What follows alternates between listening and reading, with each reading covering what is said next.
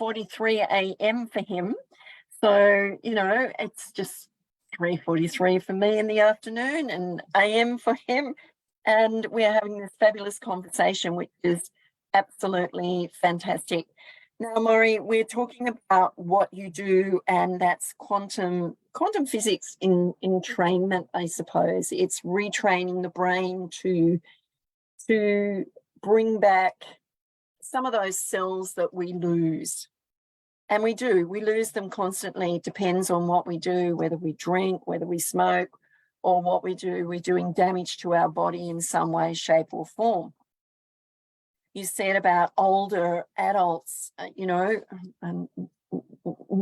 I'll just put my hand down there, and, you know, sleeping patterns and things change when you get older and you go into theta and delta and all the rest of it. And it's like, God, I can relate to some of that, you know. I know that of late I've been dreaming. I'm thinking, oh God, what did I dream about? You know, and then sometimes I think, oh, I don't want to remember what I dreamt about. I can't be bothered anyway, but I know I've dreamt. I know when I can tell you when I turn over, when I'm sleeping, you know, those sorts of things. It's really interesting when you think about it, but you don't think about it often, do you? Well, that's the thing. I just encourage people to think. I think the problem that I'm noticing, whether it's true or not, people will have to say in their own experience, but it's that I just don't, and this is what bothered me, I don't think when I believe in truth or fact. I didn't think when I listened to experts and just accepted what they had to say as the truth or a fact. Because somebody's a professor, somebody's an MD, somebody's the scientist, and they have more education than I have. They have more experience than I have. They have a Nobel Prize. You don't just give a Nobel Prize to someone, right? I don't have one. If they just gave, I'd probably have one if they just gave them out. You know, there used to be a candy called Cracker Jack when I was a kid, and they had little prizes inside. So that's what I would do. I'd pull it out. Oh, look at that. I just won myself a Nobel Prize. But I just want people to think. You have a brain for a reason. And it's not like what your parents said, just think before you say something stupid or whatever. You have a brain because you're uniquely yourself and you have a unique way of seeing the world around you. We all do. I see us all as being in different worlds, but thinking we're in the same world. Words have, for me, when I say love, that has a certain meaning for me. Maybe for you, love doesn't have the same meaning. Maybe death has a meaning for you that it doesn't have for me. You know, for me, the body is simply a place to live. And when the body is done, we go somewhere else. Now, I don't have a religious meaning behind that. It's just a physical meaning. The body produces electricity. Your essence is electrical. But you don't have a power generator like we have to generate for our cars or for our homes. There's like dams and water and electricity and nuclear power, and all these things are producing electricity. But where does our production of electricity come from? How come electricity everywhere else on the planet gets used up and converted into different forms, but human electricity stays? It gets used, but it doesn't get used up. Think. Don't just accept things when someone says something because they said it or because they're an expert. I encourage people to think, because I believe that that's the ultimate gift you can give someone else. If you're inspired, I tell my clients all the time, you know, when I do a webinar, look, there's no way I did such a good job that no one has a question, that no one doesn't understand something I said. Ask a question. If you're inspired to ask a question, ask that question. One of the best things you can do for yourself is to ask a question if you're inspired to ask a question. Don't just believe something because I'm saying it. Even what I'm saying now about don't believe me either. And that brings me to, you know, when someone's saying something and you want to ask a question, but you're sitting back because you think that question's a dumb question. I always say, when I was teaching, there's no such thing as a dumb question. if you want to ask it, there's probably someone else in the room or someone else in the room that wants to ask the same or similar question to you. But be curious, ask the question. It doesn't matter how dumb you think it is, because you'll get an answer for what you want to know or you want to understand. And it might then take you off on another tangent to think about something else that is going on as well. So be curious, ask questions. That's my motto. I'm curious. I'm always asking questions, and sometimes I get into trouble for asking too many questions. But I agree with you. Hey, your whole show's about asking questions. I believe that the question is there for a reason, and you have to honor yourself. I suspect you should honor yourself by expressing that question. And if somebody makes you feel uncomfortable because you asked that question, that's their problem. Yeah, it is. They're not reflecting anything on you, that they're reflecting on themselves. Look, I'm an expert in what I do. I'm the only brainwave entrainment engineer on the planet, so I probably have a little bit of knowledge other people don't have. But that doesn't make me special. It doesn't make me important, and it doesn't make me better than anybody. What it means, if nothing else, is I have a certain understanding that maybe other people don't have, or maybe even a whole bunch. After today, a lot of you probably think I have a whole lot of understandings that people don't have and maybe shouldn't have. But the point I'm getting at here is that I'm going to express things in terms that make sense to me. And if I try to make it clearer for someone else who doesn't do what I do, then what I'm really doing is I'm assuming I know what's going to translate for the other person. So often your question isn't really a dumb question. It's simply, Morry, I don't understand what you just said. Can you say it differently so it makes sense to me? It's not your problem that you don't understand. It's not a problem, but it's my responsibility because I didn't communicate myself to my audience properly. And often I won't know that until the audience tells me I didn't do it. And sometimes people have that fear of not asking those questions, but sitting there because they feel inferior. They feel that they don't have the intelligence or whatever it is to ask the questions. But that's true. People do that when they could be asking the questions and learning and growing and experiencing different things. Instead of sitting back and not asking the question, I remember when I was at school, I'd sit back and I would never ask a question because there were always kids in the class that were smarter than me. And now if I had my time over again and I was in the classroom, I'd be the naughtiest kid. Think about it. You may not understand something I said, and you might be embarrassed to say something, but think about it in a holistic sense. There's plenty of things that I am like, I have no idea about. No clue. Oh, don't worry. I'll ask you if I don't understand. I'm over that now. But when I was at school, I would never ask questions because I thought I was the dumb kid in the class. And it's, because you're made feel like that, or you allow someone to make you feel like that. Sorry to interrupt, but doesn't asking a question prove you're thinking? Yes. And is it a good thing? Yes, it is. But sometimes people just have that fear of being judged and thinking, oh, you asked that question. How dopey is that? You should have known that. But just to clarify something, it's really important to ask the questions. I don't care. That's what I used to say to my children all the time.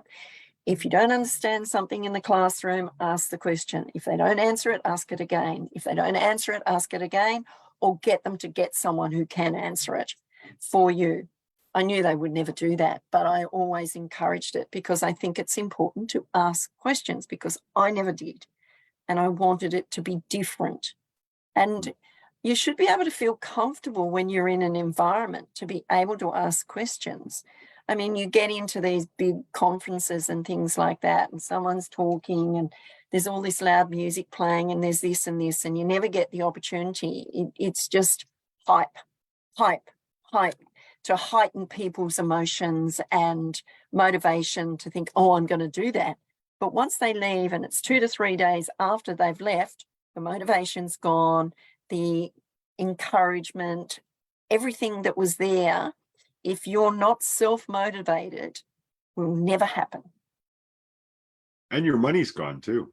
Don't Yep. forget that. Yep. It will never happen. I've just joined a book club, and it's quite interesting because you are responsible. If you've got to read a chapter and you've got to give a synopsis of that chapter, then you're there to do that, and it's fun. It's actually fun to do. And then you listen to someone saying whatever they're saying, and then you think, oh, didn't think about that, but yeah, that's a good point. And someone else says something else, and you think, well, I missed that bit, but I've got that now, and I've got this and this. But you might have something, and you look at something and perceive it in a different way today. So everybody's learning about everybody else's opinions, which is a great way to learn. It's fantastic. I mean, we're here for a reason. And I believe that.